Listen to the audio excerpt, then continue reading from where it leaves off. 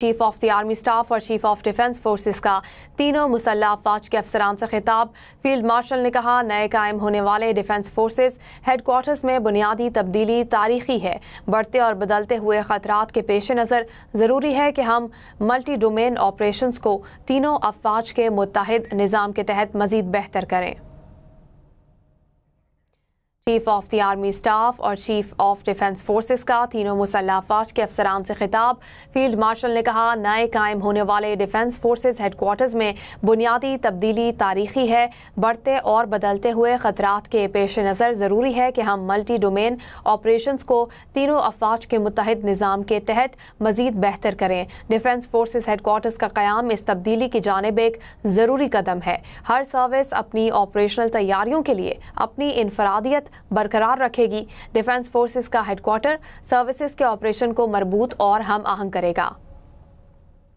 Chief of the army staff और chief of defence forces का तीनों मुसल्लह अफवाज के अफसरान से खिताब। फील्ड मार्शल ने कहा, नए कायम होने वाले डिफेंस फोर्सेस हेडक्वार्टर्स में बुनियादी तब्दीली तारीखी है। बढ़ते और बदलते हुए खतरात के पेश नज़र ज़रूरी है कि हम मल्टी डोमेन ऑपरेशंस को तीनों अफवाज के मुत्तहिद निज़ाम के तहत मज़ीद बेहतर करें। डिफेंस फोर्सेस हेडक्वार्टर्स का क़याम इस तब्दीली की जानिब एक ज़रूरी कदम है। हर सर्विस अपनी ऑपरेशनल तैयारियों के लिए अपनी इनफरादियत बरकरार रखेगी। डिफेंस फोर्सेस का हेडक्वार्टर सर्विसेज के ऑपरेशन को मरबूत और हम आहंग करेगा। आपको ये बता रहे हैं, डिफेंस फोर्सेस हेडक्वार्टर्स का क़याम इस तब्दीली की नए कायम होने वाले डिफेंस फोर्सेस हेडक्वार्टर्स में बुनियादी तब्दीली तारीखी है। ये कहना था फील्ड मार्शल का। हमारे साथ मौजूद हैं ब्यूरो चीफ इस्लामाबाद जावेद सोमरो। जावेद, तफसील बताइएगा।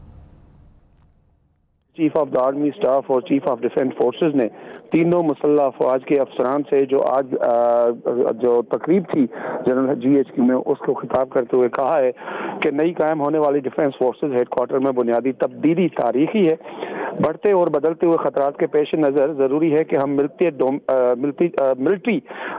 डोमेन ऑपरेशंस को तीनों अफवाज के मुत्तहिद निज़ाम के तहत मज़ीद बेहतर करें। इसके अलावा उनका यह भी कहना था कि डिफेंस फोर्सेस हेडक्वार्टर का क़याम इस तब्दीली की जानिब एक ज़रूरी कदम है। और इसके अलावा field marshal general Syed Asim Munir का कहना था कि हर सर्विस जो है अपनी ऑपरेशनल तैयारियों के लिए अपनी इनफरादियत बरकरार रखेगी और डिफेंस फोर्सेस का हेडक्वार्टर सर्विसेज के ऑपरेशन को मरबूत और हम आहंग करेगा। इसके अलावा उनका यह भी कहना था कि जो कमांड है, कमांड की यकजहती के साथ साथ तीनों अफवाज अपनी अंदरूनी खुद मुख्तारी और तंजीमी ढांचा बरकरार रखेंगी। ये उनका सबसे अहम रिमार्क्स है। और इसके अलावा उन्होंने भारत को भी ललकारते हुए ये कहा है कि भारत किसी खुद फरेबी या गुमान का शिकार ना रहे। अगली बार पाकिस्तान का जवाब उससे भी बरक रफ्तार और शदीद होगा। तालिबान रजीम को उन्होंने वाज़ेह तौर पर यह पैगाम दिया गया, उन्होंने कहा कि उनको पैगाम दिया गया है कि उनके पास फितना अल ख्वारिज या पाकिस्तान में से किसी एक का इंतखाब करने के अलावा कोई ऑप्शन नहीं है। इसके अलावा field marshal general Syed Asim Munir का यह भी कहना था कि मैं इस बात का अदा करता हूँ कि पाकिस्तान एक अमन पसंद मुल्क है, ताहम किसी को भी पाकिस्तान की खुद मुख्तारी, इलाकाई सालमियत पर आंच और हमारे अज़्म को आजमाने की इजाज़त नहीं दी जाएगी।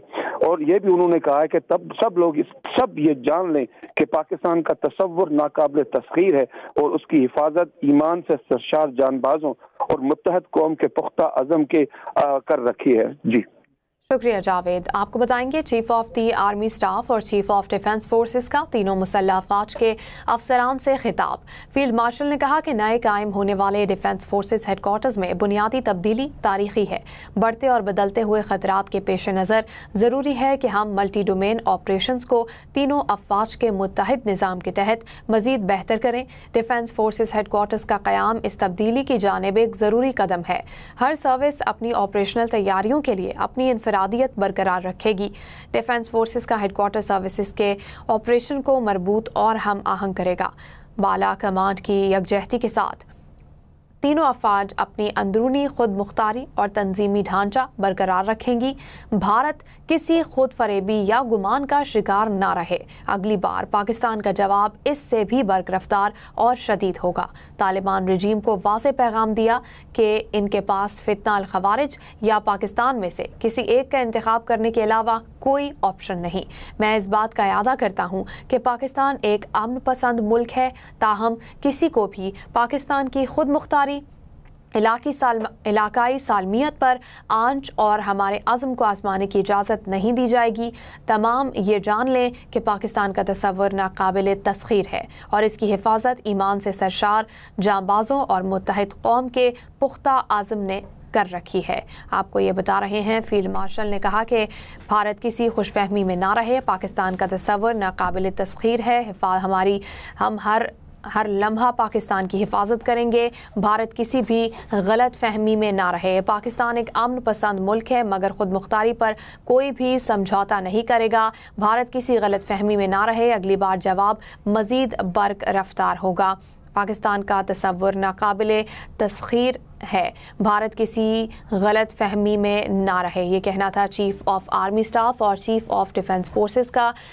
تینوں مسلح افواج کے افسران سے انہوں نے خطاب کیا۔ انہوں نے کہا کہ نئے قائم ہونے والے ڈیفنس فورسز ہیڈ کوارٹرز میں بنیادی تبدیلی تاریخی ہے۔